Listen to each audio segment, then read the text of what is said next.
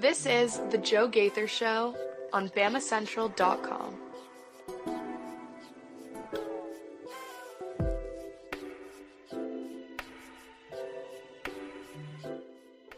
Good afternoon. Good afternoon, Tuscaloosa internet world. How we doing today? It is the Joe Gaither Show on Bama Central, BamaCentral.com. You guys are checking us out on the Bama Central YouTube channel. You're on our own social media machines, having a great day. I hope you're having a great hump day as we are live on the Joe Gaither Show on Bama Central. Sorry about this morning. It was quick in and out, but if you did join us this morning, we talked for about 15, 20 minutes to the Castiles, Jeremiah and Caleb Castile, about nothing but a winner. So very, very appreciative of the Castiles for joining me. You can find that already on the podcast platforms, on the YouTube channel, if you want to hear from Jeremiah and Caleb Castile. I appreciate everybody jumping on early for that. But we had to get out of here. We couldn't do a full episode because we had to go to practice. I had to get my mouthpiece boiled. I had to get my new cleats, had to get my pads fitted right, and get on the practice field. And so that's where we were. That's where we've spent most of our day so far. We appreciate everybody giving us some time in the afternoon. We're here. We're not in the Derek Daniels State Farm Studios. We're in parts unknown in Northport, Alabama. You can call Derek still for all of your insurance needs at 205-758-3391. We appreciate Derek for putting us on each and every day, but just figured it'd be easier for the next 2 days to do it from the house as we are in full football camp mode. I'm very, very gracious and excited to be joined by our friend Mason Woods. Follow Mason Woods at MAWoods_ on the Twitter machine. He's going to be out there bright and early on Saturday. I'm not going Saturday. Mason's going on Saturday for you guys. So we're going to have a lot of fun as camp got started today. We invite you in on the voicemail line at 205-462-7340, extension 800. You can call us right there. Leave us a voicemail, your thoughts on fall camp, some reporting already hitting the wire on BamaCentral.com. You can read our man Hunter DeCiver and Will Miller's pieces already. I put a piece out about the kicker, Connor Talty. We'll talk about the kicker here in just a little bit. We spent some time with Kalen DeBoer as well, so it was busy morning. Mason Woods, how is life in your parts unknown? You ready to get into fall camp?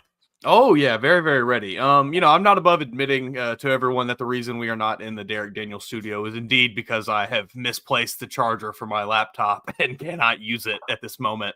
I'm at home on my home computer, so it may look a little nicer. So I guess that's a plus. My camera setup is maybe a little different now, so that's working out well. But I'll own up to that one. I have lost my computer charger. I'm sure. I placed an order for a new one last night. I'm sure the day that it arrives, I will miraculously find the one I lost. But either way, we should be ready to go by Monday. So we'll be back in the studio. But yeah, no, on this day I am very, very excited. I am giddy with excitement. The opening day of fall camp is just like, it's like Christmas. You get all of these clips and all of these tiny little tidbits of information that you can extrapolate and piece together your own narratives for everything. And it's just very, very exciting. So that's where we were this morning, 9 o'clock on the practice field, and we were out there for about 15, 20 minutes filming everything that we could. You can find it on the Bama Central YouTube channel. There are 3 different practice footage clips if you guys are wanting to see what we saw. Look, what we saw is just like we always see it. The boys are athletic. The fellas are strong. The fellas are fast. Everybody is a 4 or 5-star athlete, is a premier athlete. And they were going through the early part of practice, which is basically just the drills, the drill station, basically a warm-up. Right, exactly. It is for lack of a better term, this is a warm-up of, hey, guys, here's how we play football. Everybody remember? All right, now once these guys leave, we're going to get into the install. Yes. It's, can you hit the pad? Can you shoot your arms? Can you drive your feet? Yeah, it's the fundamentals. Oh, and at this level, these guys know it. Sure, don't tackle anybody. We can't get anybody hurt. We're doing thud rules here. So we just want you to wrap up, make sure your fits are in the right place, make sure your heads are in the right places, and make sure you know that we are still playing football at the University of Alabama. So there was, I mean, it was 10 minutes. It was 12 minutes. It was 15 minutes, maybe max. And what do we see? I saw Ty Simpson giving lots of people high fives, throwing footballs, little 5-yard out routes, handing the ball off nicely. I saw Keelan Russell and Austin Mack both kind of alternating back and forth in the second quarterback role through the drills. I saw a big old stinking brace on Deontay Lawson's leg. I saw a big old stinking brace on Jalen Hale's leg, but I didn't see anyone in a black jersey that wasn't playing quarterback. So everybody seems to be active to a point. Now, they may have slipped black jerseys on to some players after we left, after they got into real contact. But remember, this is day one. There's no leg pads. It's all helmet and shoulder pads. Coach DeBoer calling them spider pads. Yeah, I've never heard that. We always called it shells. Yeah, shells for us too. But I think the shell, I guess it upgrades the spider pads because they're wearing the girdles with the thigh pad, right? Enough, I guess, sure. I mean, it's basically a full pad set at that point. The only thing you're missing is the knee pads that nobody even wears anyway. Yeah, the knee pad and the belt. You're tying your belt up. Sure. they're all out there in basically gym shorts.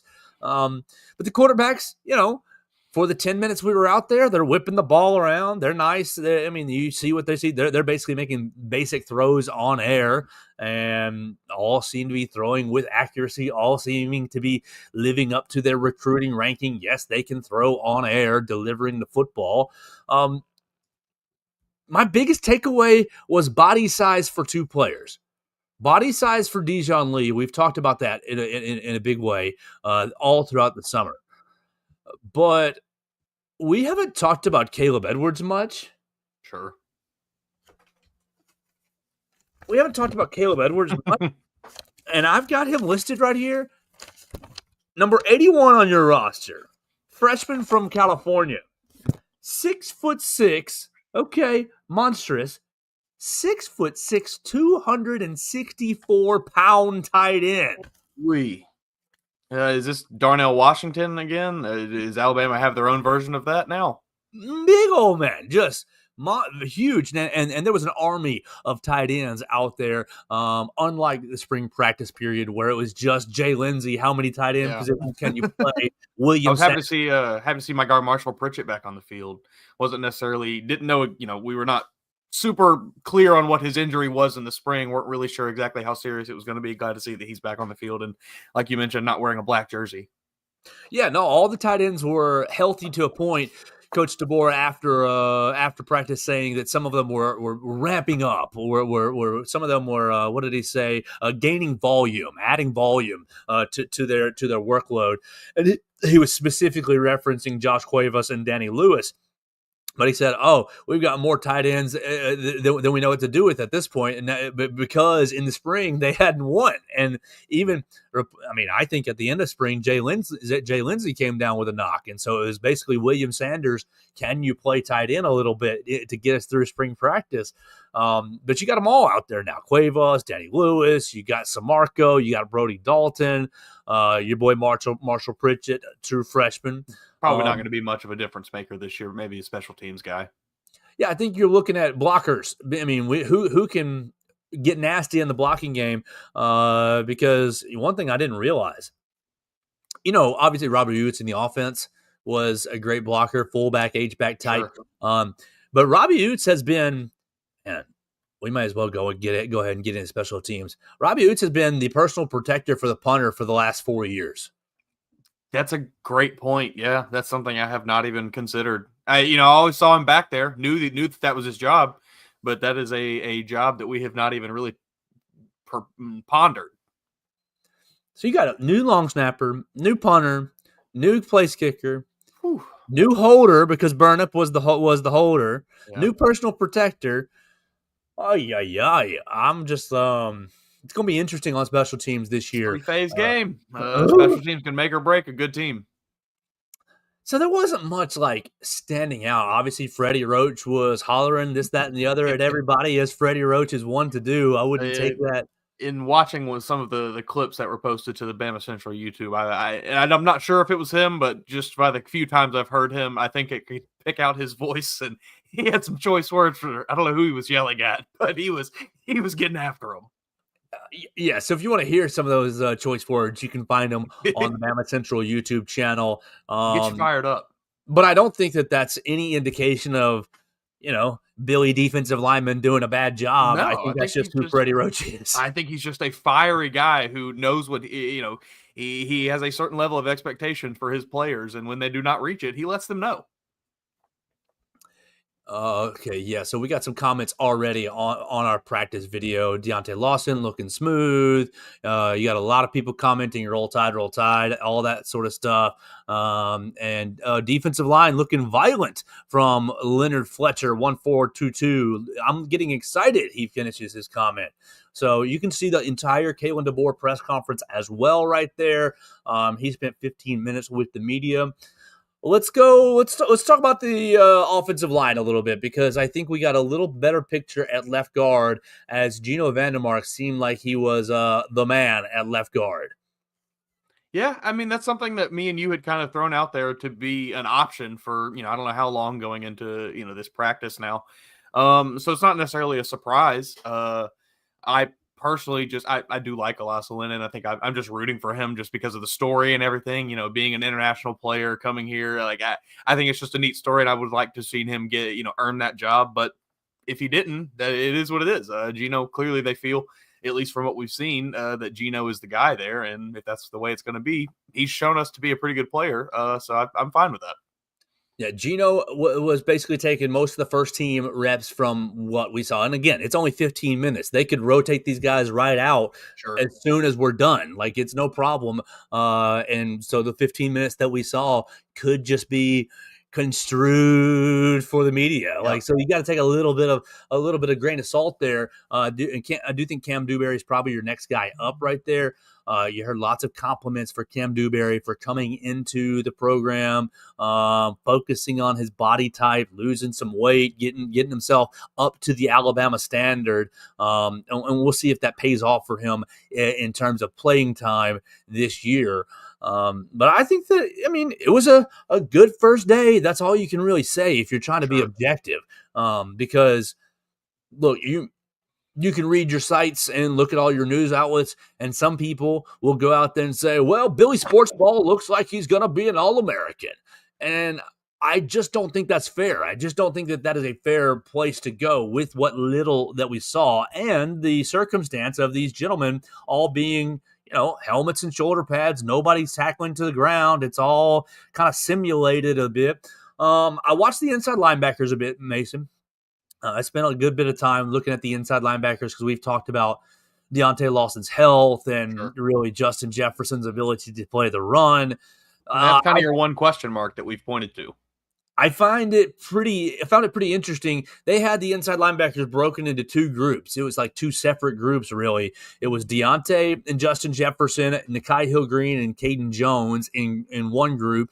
And then you had Luke Metz, QB Reese, Duke Johnson, and Abdul Sanders, all in the other group. And I don't really know if that was indicative of the two gaps between experience or not, or if it was just a way to get more hands-on with the group to split them into, because they split what they were doing. At one point it was one group is hitting a simulated fullback, hitting a blocker, somebody taking on a blocker, getting off the blocker, getting to the running back. And then the other group was dropping into coverage, kind of coverage fits with their partner. And so I don't know if it was indicative of, hey, we're just splitting these guys up because of experience, or if it was we're splitting these guys up because it allows us to get more work. It allows the four people who aren't operating in the drill to go do something else. Keeps the line shorter so the reps go quicker. It's probably, a bit of both, I would imagine. Just by the names that you mentioned, it does kind of clearly seem like an A and B team there with the linebackers, not due to like a talent level, just an experience level, like you said. If we get more opportunities to watch the inside linebackers, I would imagine you're probably going to see one or two guys plucked from each group and swapped around here and there just to get a taste of what they look like with this team or that team. But it's, the guys that you mentioned as the kind of group A there probably are your starters. And we've known that for a while now.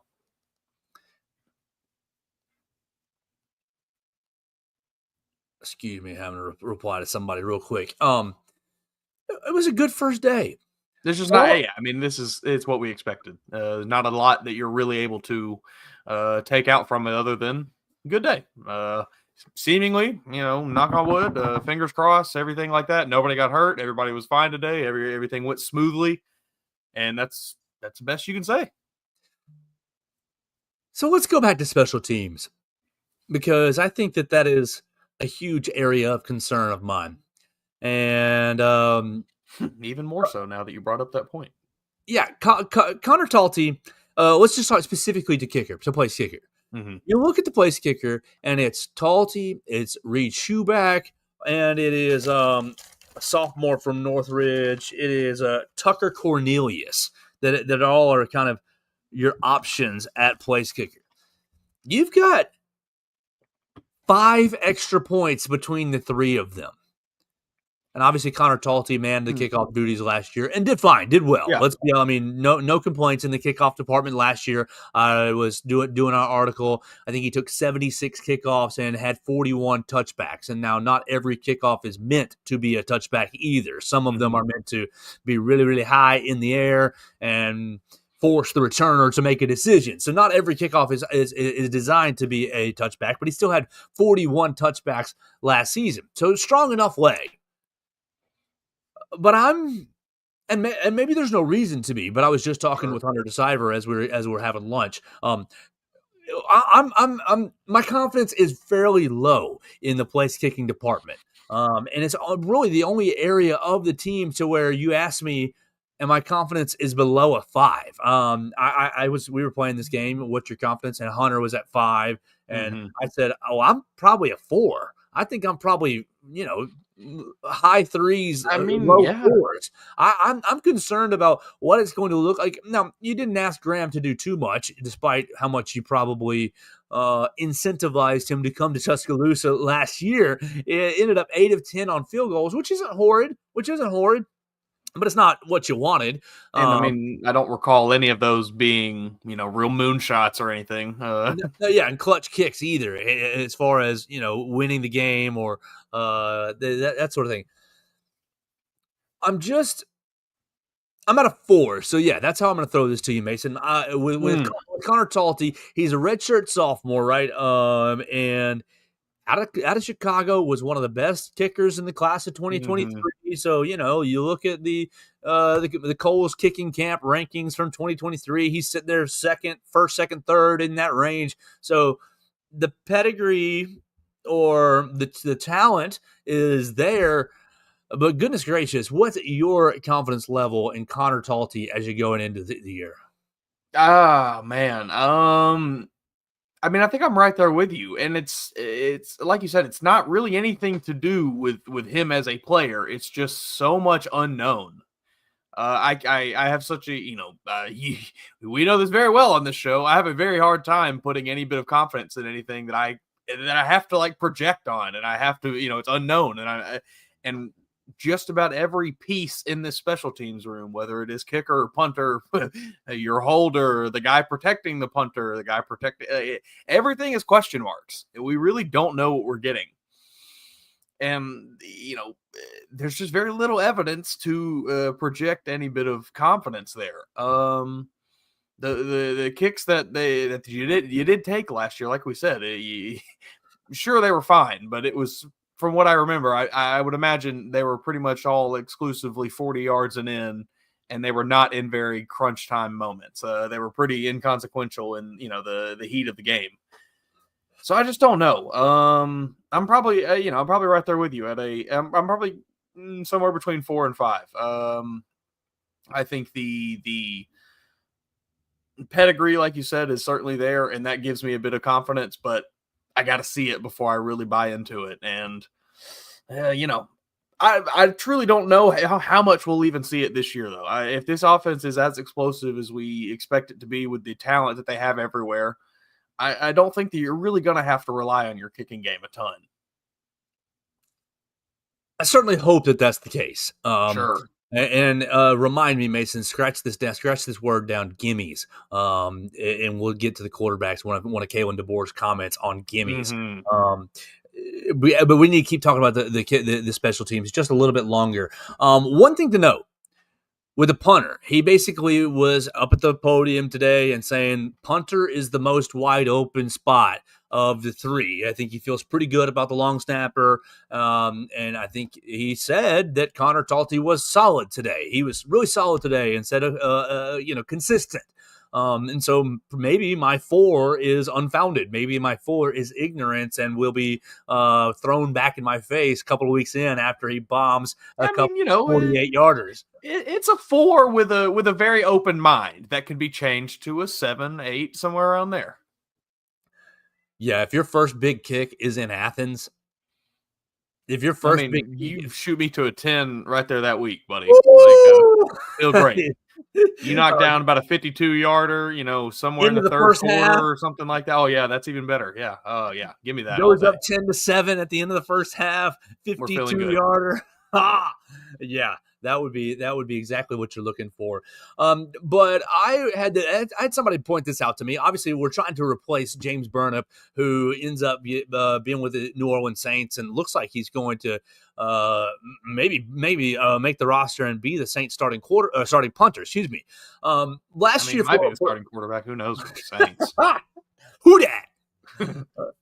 Last year for Alabama, James Burnip averaged 45.4 yards per punt. The year before, 47.6. So right over that 45, that 40 mark. The last 3 years, in 22, he was at 42.3. So just 42, or 40, between 42 and 48 over the last 3 years. Blake Dowd, coming from Colorado School of Mines, last year averaged 46.6 yards per kick, and the year prior 45.7. So Blake Dowd looks numbers wise like he could be comparable to James Burnip. Yeah. Now, what percent? We're not scientists. But we are familiar with the Mile High City. And I was thinking the same thing, and it's probably the dumbest thought ever. Like, we are probably so stupid for thinking about this, but I just like right there in the back of my brain is like, yeah, but he was kicking up in that thin air in Colorado. Oh man, I don't know. That ball kind of carries out. I don't know. I don't know if I can put 100% confidence in numbers from last year coming from Colorado when half of them, how all of his home games are potentially slightly inflated. I'd have to look at the splits there and really kind of dive a bit deeper into it because I don't know. My dumb idiot sports fan brain thinks that there might be something there. But he played half his games on the road also. So, that, and it's an average of his whole season. So you have to imagine it couldn't have been too significant of a drop off, or else his average would have been fairly bad. So I think you're at least getting someone who can get you, I'll say 85% of what Burnip was giving you in the distance department. And I think that's a fair line to set for him, given what we, the bit of evidence we have. So we'll see what happens. Obviously, you bring in Alex Asparuhov as a freshman out of Fresno, California. So we'll see what ends up happening with him. And I think that in the summer he was dealing with some sort of a very minor injury. But I think that he is healthy and ready to compete for Alabama's starting punter position. So I'm pretty concerned. I'm at an 8. I'm at a 9-ish on confidence for Alabama's defense. Mm-hmm. I'm at a 7.8, 8.4 for confidence on the offense. With room to get all the way up to 9.5, really, just like the offense or the defense, I can move up. Special teams, though, Mason, I'm probably a solid 4. Yeah, I'm feeling like that's even too high. I mean, it does feel eerily similar to not too long ago when Alabama fans were going into every season just. Well, hope we don't got to kick any field goals this year because they're going to miss. And that was a tough time. That was a really tough spot to be in. Now, look, those teams, many of them Still went on to win lots of games, some national championships even. So it's not going to be, it doesn't necessarily have to make or break a great football team, but it absolutely can. So we'll see what ends up happening. Obviously, a lot more practices to go before you get to game day. 31 days away from kickoff, and this was the first day of practice. You got 1, 2, 3, 4, 5, 6, 7, 8, 9, 10, 11, 12, 13, 14, 15, 16, 17, 18, 19 more practices until you open up a regular game week. And you've got a couple of scrimmages. Some of those practices will be scrimmages, live scrimmages in Bryant-Denny Stadium. So there's still a long runway for this team to improve, this team to get ready. 31 days away from kicking it off against Florida State. Let's take a quick pivot real quick to the quarterbacks. But before we do, I want to tell you about our friend Derek Daniel at State Farm. You can call Derek for all of your insurance needs, 205-758-3391. Like a good neighbor, Derek Daniel is there. Home, life, auto insurance needs, renters insurance needs. Great guy. 2 weeks ago, helped me with a big mess at my home, got me back online. That's why we're able to do this show right here today, and while we're able to do the show in the Derek Daniel State Farm Studios. Call him for all of your insurance needs. He is still hiring, looking to hire 2 positions in his office. So if you've got any interest in working in the insurance realm, you can call Derek as well and submit your resume and talk about the positions that are available in his office. 205-758-3391. Northport Lions Club and St. Mark Church present a free health fair in honor of Dr. Norman and Jean Carlson, Saturday, August 23rd, 8:30 till noon. That'll be in the St. Mark Family Life Center. Northport citizens can get free eye, hearing, and blood pressure screenings, diabetes testing, and more. Now, the first 100 people get a free biscuit, and free Domino's pizza slices will be served at 11, along with free snow cones and drinks from Buffalo Rock. Sponsors include Alabama Lions Site, Ascent Audiology, DCEH Regional Medical Center, West Alabama Food Bank, Special Olympics, Northport Police Department, U of A Institute for Rural Health, the Alabama Department of Public Health, and others. A Northport Fire Department truck will be on site, and there will be lots of fun kids' activities. The Northport Lions St. Mark Health Fair. See you Saturday, August 23rd. All right, let's keep this thing rolling on a Wednesday. We're having an afternoon show, and we'll let you know tomorrow's show will be an afternoon show as well. There won't be an early morning portion like there was today. We did about 20 minutes with Caleb Castile and Jeremiah Castile, their brothers, Caleb's brother, Simeon, and I think Jeremiah Jr. Were the other 2 brothers. Were great players here at the Capstone. Jeremiah, obviously the MVP of the Liberty Bowl, Coach Bryant's last game. 3 interceptions and forced a fumble in that Liberty Bowl to send Coach Bryant out a winner.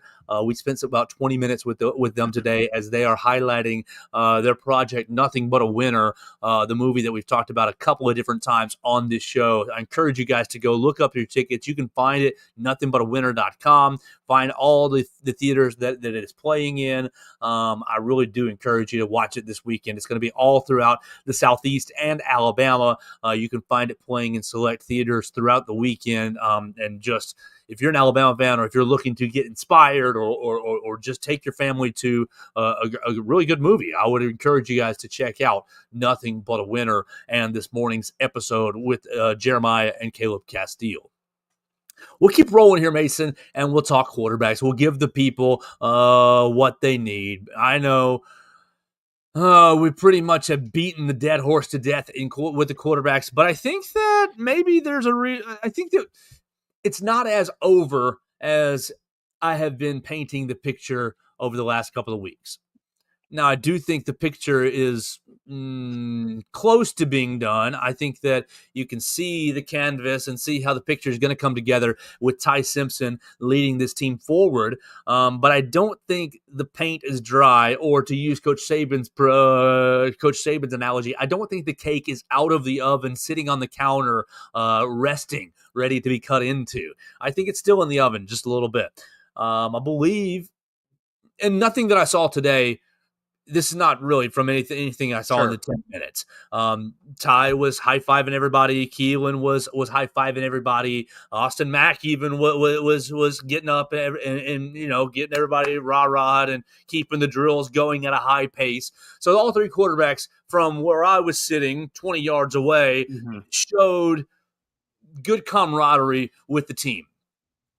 But I think that in these 3 weeks, you're going to give Austin Mack, give Keelan Russell as many opportunities as they can to close the gap on Ty Simpson. And not because they don't like Ty, but because I think they want to see, push Ty to a further level. Hey, man, you're playing good, but these guys are playing really good too. You got to play better. You got to play better. You got to do even more. I think Coach DeBoer said some things that were pretty interesting today when he did talk about the quarterback room. He gave you the generic slop of they've all taken steps through the summer. A lot of just confidence that they have because they're more experienced and this, that, and the other. All the stuff. People are going to latch on to his quote about Keelan Russell. He said, I latched on to. Yeah. They've all become very comfortable, is what he said. It's subtle stuff. But he said, probably Keelan's going to be the one that you're going to see the biggest jump naturally. And I feel like that was good. And people are going to make that out to be like, oh, wow, he's taking a huge jump. But you're still operating. He's a true freshman still. Yes, that's all he meant by that statement was, hey, this guy was in high school a few months ago, and now he looks like a college quarterback. That's basically it. And people, well, he's got to be the one to take the biggest jump. No, it doesn't mean that the big jump is going to land him over Ty or over Austin Mack. It just means that he's coming, exactly as you said, Texas high school football, really good, really high level, into the highest level of college football. Yes.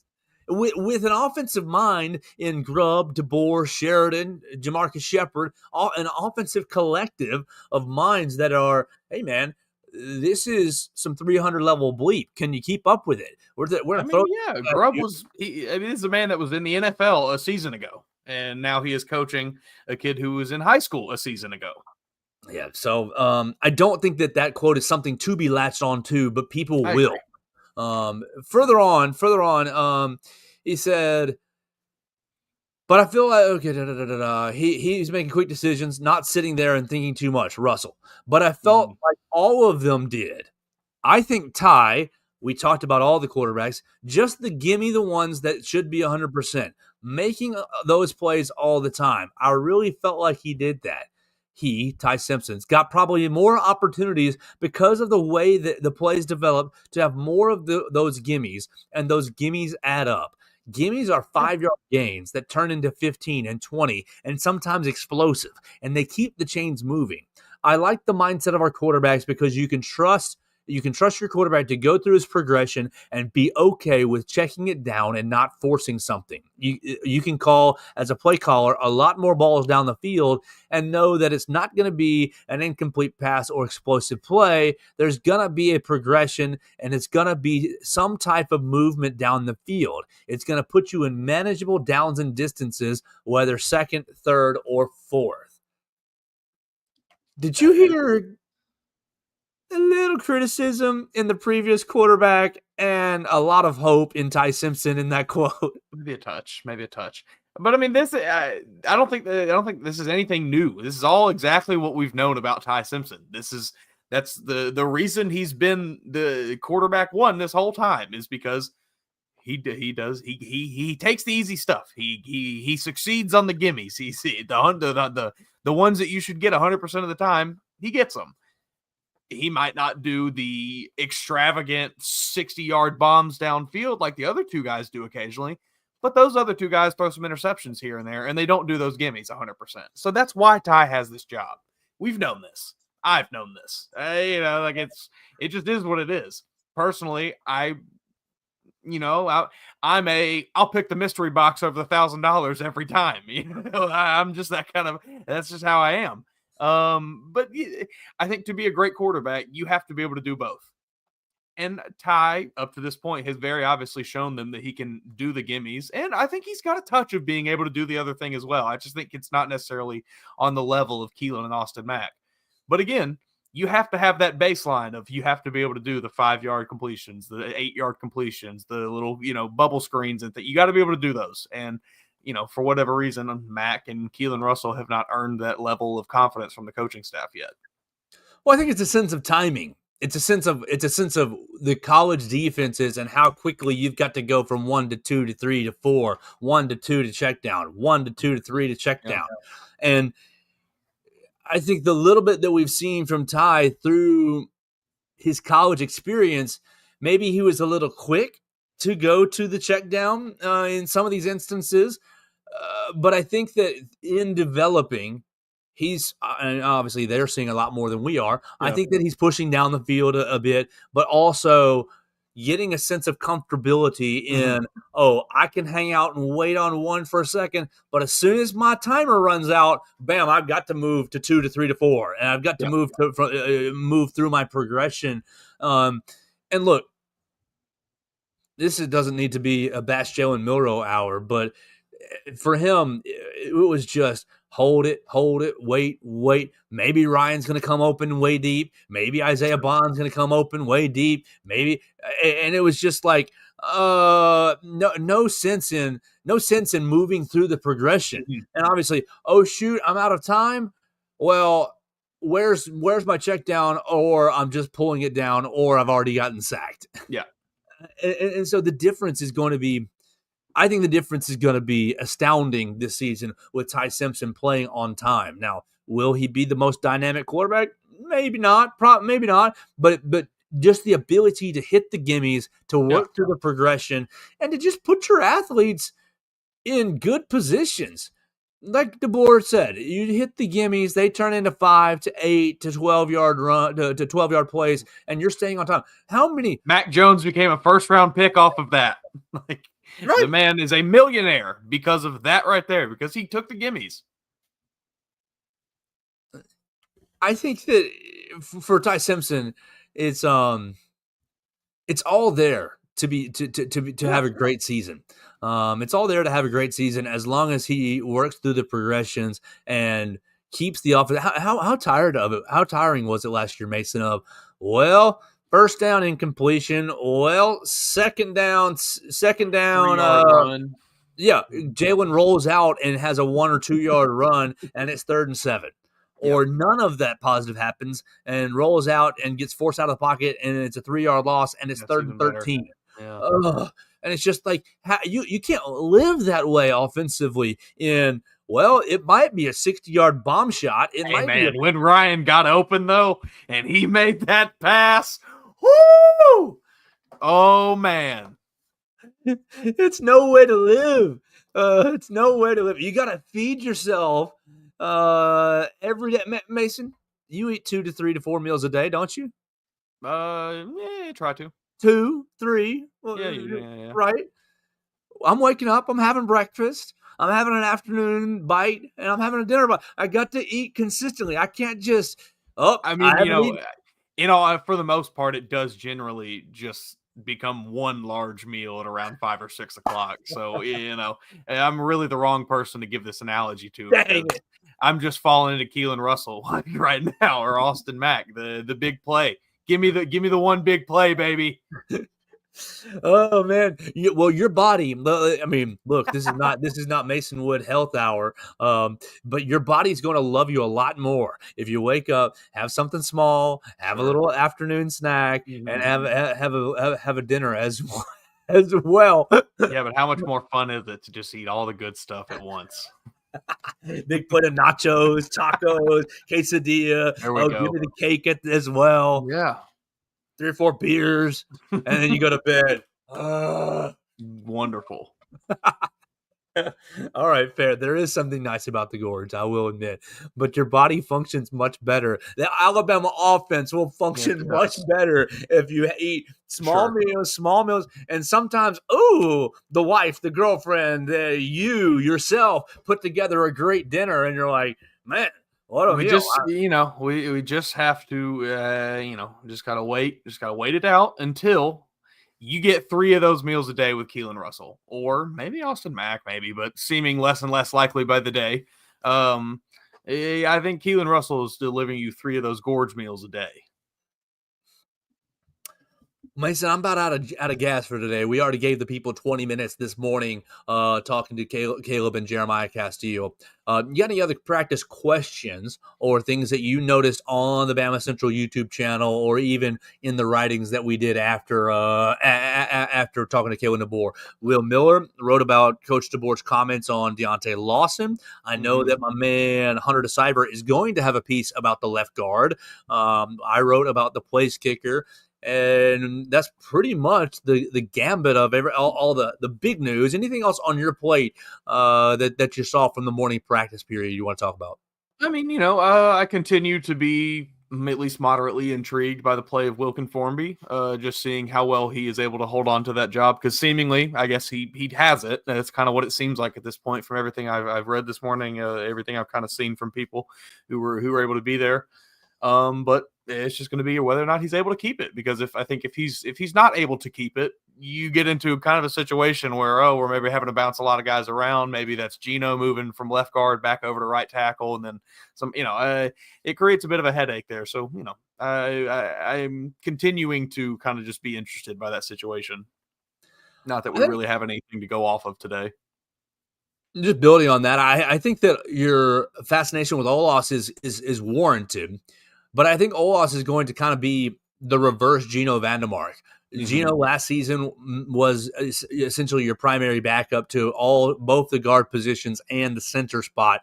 I think Olas is going to be your primary backup to both the tackle positions and likely your guard as well. I think Olas is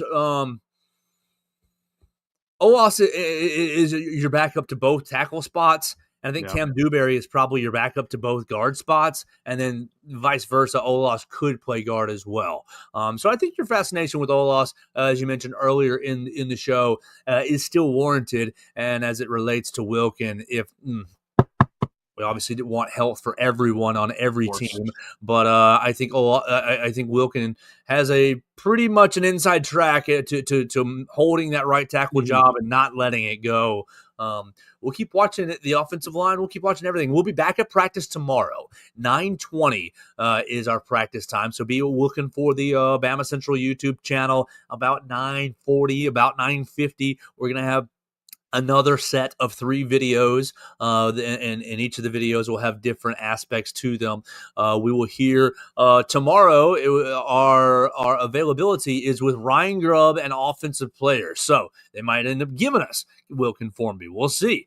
I bet you that they end up giving us Jeremy Bernard, Jam Miller, Jeremy Jam, Parker Brailsford, and maybe Cuevas? one more. Maybe Cuevas. Yeah, maybe Cuevas for sure. So those should be the videos that you're looking for on the Bama Central YouTube channel. What we will do on our show is be live about 1:30 again, just like we were today, because we got to handle the real business for Alabama Crimson Tide on SI before we cut it up and have some fun with you on the Joe Gaither Show on Bama Central. Mason, I appreciate your time, man. Appreciate you being willing to pivot. We are likely to still have Sam Utu join the show on Friday. I'm really hopeful that still happens. I know we teased that for our Wednesday show, but your boy didn't do a very good job looking at the schedule and planning things out. So I asked him if he wanted to move to Friday. I got a soft okay. I'll double check that, and hopefully we will be able to get to know Sam Utu on Friday. So it's a big week ahead of us still on the show. There will be no early morning portion of tomorrow's show. We'll probably go closer to an hour after after practice kind of wraps up tomorrow about 1:30. So I appreciate everybody joining us, and I hope you're having a great Wednesday. I hope you're excited about fall camp, just as excited about fall camp as we are. Follow Mason Woods at MAWoods_. Follow me at Joe Gaither6. Send us your comments, questions, queries, or complaints on whatever social media machine you like. You can always leave a voicemail at 205-462-7340, extension 800. And we'll talk to you tomorrow on the Joe Gaither Show on Bama Central and BamaCentral.com.